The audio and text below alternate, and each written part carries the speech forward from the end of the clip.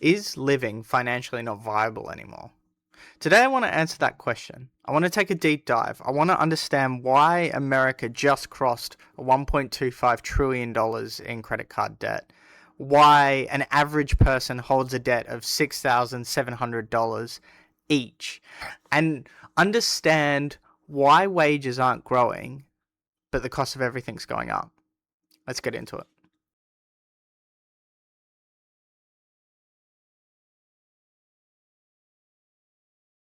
Right now in America, the federal minimum wage is $7.25.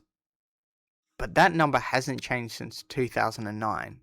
With rising inflation, the data is suggesting that most states you need a minimum of $20 an hour, with some outliers like San Jose that wants $38 an hour just to cover your bills, your rent, and being able to live. That's a single person, no kids, just to cover the bills. We wonder why everyone's in a perpetual debt cycle, and yet these are the numbers we're working with. Let's look into it. A living wage isn't some arbitrary number that was just plucked out of the sky. It's not made up. There's actually a lot more math behind it. MIT actually built a living wage calculator. And what it does is it compresses a bunch of factors like childcare, groceries, rent, and it even factors in geographical location into this as well. And what it does is it basically spits out a number which is required for the hourly wage in this area. It doesn't add emergency funds. It doesn't add savings accounts. It's just the bare minimum to pay to live. And the numbers are in. A single adult needs to be on $19.91 an hour, or roughly $41,400 a year. That's for a single adult. When that number needs to turn into a family unit, the numbers change again. It then looks more like a $29 an hour per adult, or $121,000 for the family household. That covers the expenses and all the other bits and pieces, groceries and bills and whatnot. Now, compare that to the federal minimum wage, $7.25 an hour benchmark. 20 states are still adopting that federal minimum wage. But is it more than just that? And look, these numbers are all well and good, but no one seems to be working out, outside of dollars for dollars and cents for cents, what actually happens. Well, ResearchGate actually looked into this, and they published their findings. Their findings suggest that the lower end of the workforce actually struggles the most when the minimum wage rises.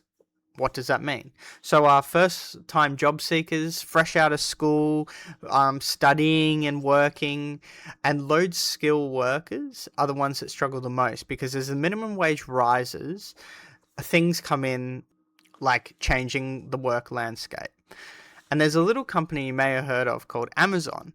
They are currently running at 75% robot-assisted working.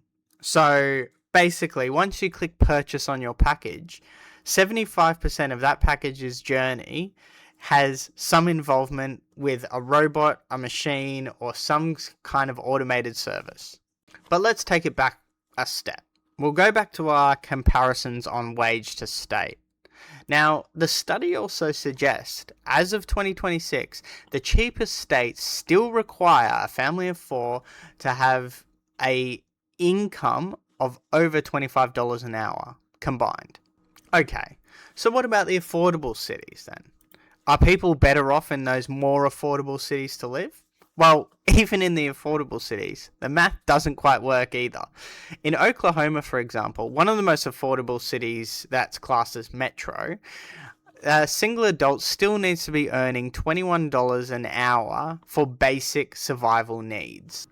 And that's almost 3 times the federal minimum wage. So the numbers don't quite work, but the bills don't go away. People still need somewhere to live. People still need food to eat. So what happens?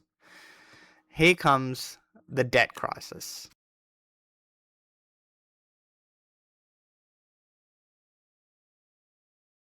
America's debt has risen 33% since the pandemic. But what does that actually look like? Well, $4.6 trillion in just 5 years taken out in personal loans, credit card, and other borrowing institutions. But let's break that down. So mortgage debt is the biggest chunk, with about $13.2 trillion, or roughly 73% of the overall total. Auto loans at 1.7 and student loans at 1.66 trillion dollars. 10% of loan balances are now 90 days over delinquency for student loans and credit cards, making up $1.25 trillion of that. But the interesting thing is, survey after survey was conducted, and the credit card amount was predominantly used on car repairs, house repairs, and, like we were all thinking, groceries. But here's the issue, and in plain terms, when the minimum hourly wage doesn't cover basic food, basic living, and just everyday expenses, things get put on the credit card. And at a 22% average interest rate on credit cards across America, that means that if you already can't pay for your basic living, then you're going to have no hope paying off that credit card. And this is why economists are now starting to separate the two. They're separating them from the poverty line, which is the bare requirements to stay alive, and an actual living wage line, which basically accounts for modern day living, having a phone and all those sorts of things. But here's the thing with these two definitive lines.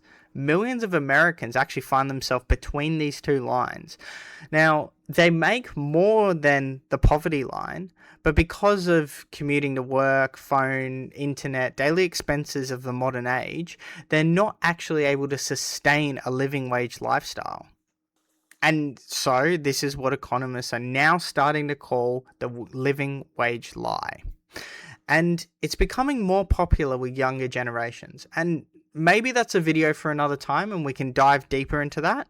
But for now, I just want to get this basic principle across. And many people from different ages and demographics are now actually starting to ask the question why.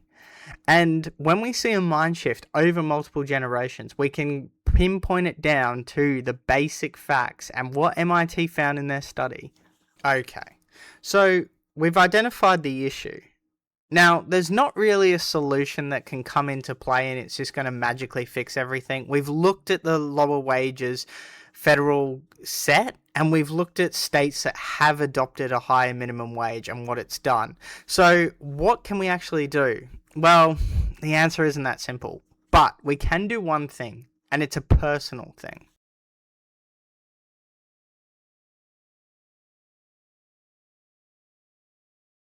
Sit down, write out your finances, set a budget, put it in a spreadsheet, write it on a piece of paper.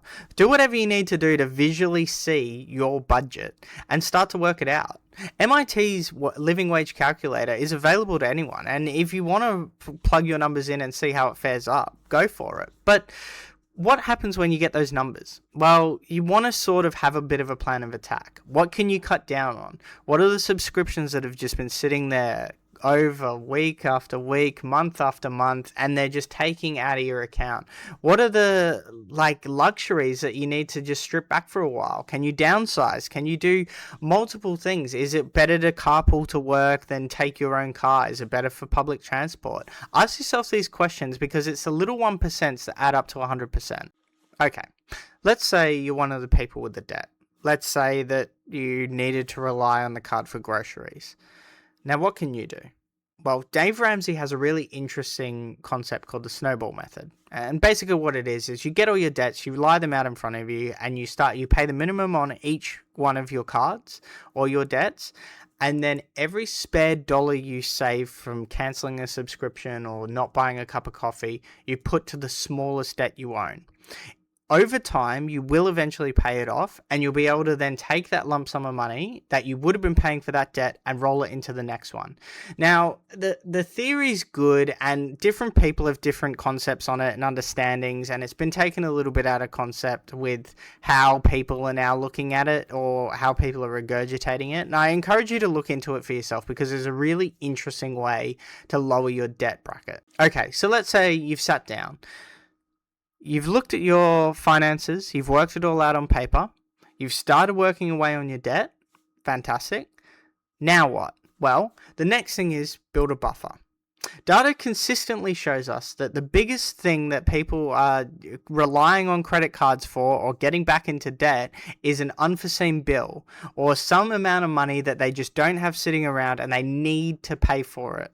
You might not be able to change structural policy set boundaries that are state to state or country to country, but you can improve on your personal finances. I'll leave the link to the MIT calculator down below in the video description, so check it out if you want to check it out. It takes a couple of minutes, but it's really worth it.